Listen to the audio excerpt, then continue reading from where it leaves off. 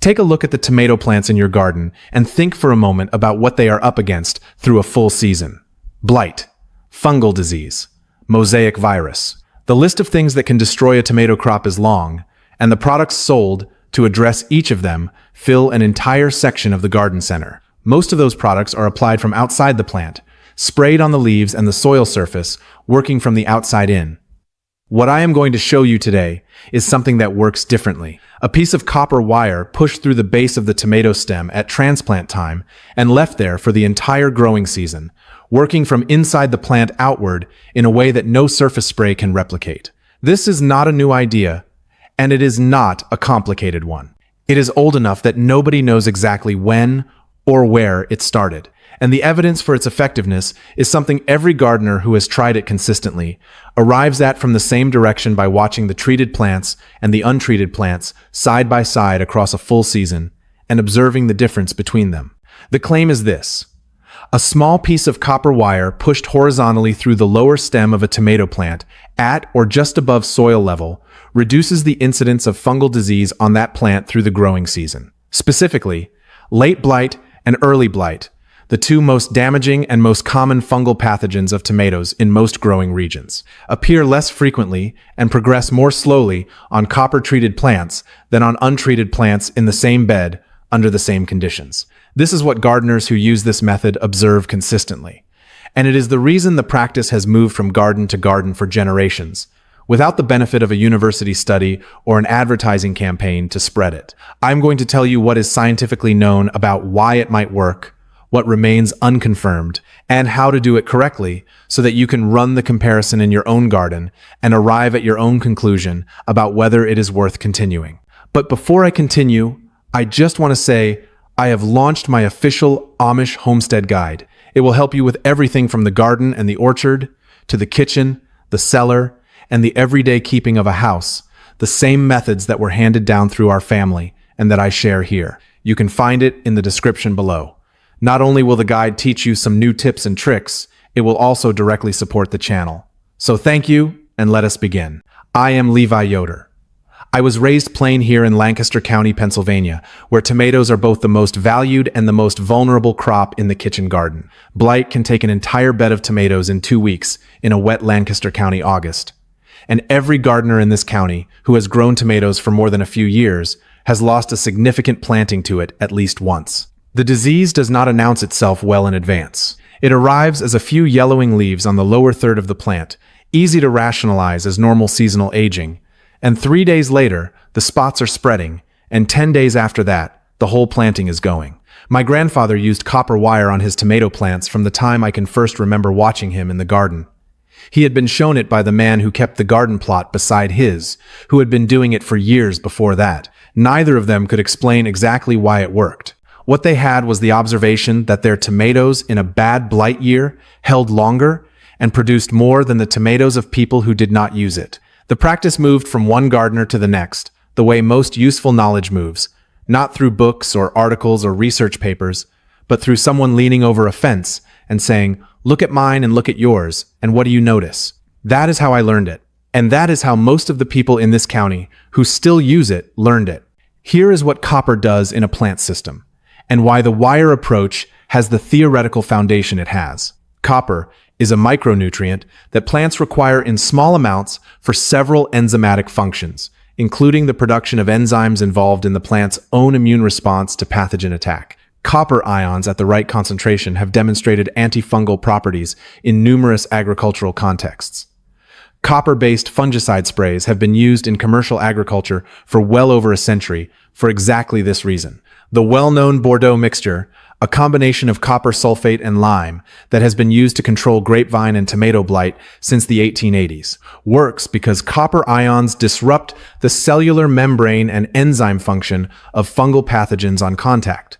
The question the copper wire method raises is whether a small piece of copper wire embedded in the stem of a tomato plant can leach enough copper ions into the plant's vascular system to provide an antifungal benefit from within the plant rather than from outside it.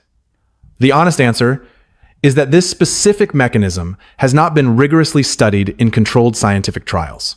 What exists is a substantial body of consistent gardener observation and a plausible biological mechanism. I will not overstate what is known. I will tell you what I have observed and what the available science suggests. The practice itself is simple. At the time of transplanting tomato seedlings, take a piece of thin copper wire approximately 4 to 6 inches long. Standard electrical wire with the insulation stripped away works. Push the wire horizontally through the lower stem at or just above soil level so that equal lengths extend from both sides. The wire should pass cleanly through the stem without tearing it. Use a thin gauge wire between 20 and 24 gauge and push it through with a gentle rotating motion. The wound heals cleanly around the wire within a few days, leaving the copper embedded in the living tissue. Leave the wire in place for the entire growing season. Some gardeners bend the wire ends down flat against the stem so they are less visible and less likely to snag, which is a reasonable adjustment. Plant the seedling at the correct depth after inserting the wire, with the wire at or just below the finished soil surface. The placement at the stem base matters for a practical reason beyond any theoretical mechanism. The base of the tomato stem is the primary point of entry for soil-borne fungal pathogens, which is where early blight most commonly begins its progression up the plant. Fusarium wilt and verticillium wilt, two of the most serious and least treatable tomato diseases, enter through the root system and move up through the vascular tissue into the whole plant. If the copper wire does leach ions into the vascular system as the mechanism suggests, the placement at the base of the stem positions those ions at the entry point where they would be most useful in interrupting pathogen movement. Whether the mechanism is direct antifungal ion release, stimulation of the plant's own immune enzyme production through trace copper availability, or some combination of both, the placement logic is consistent with any plausible explanation of why the method works. What you should expect if you try this for the first time is not immunity and not a perfect season.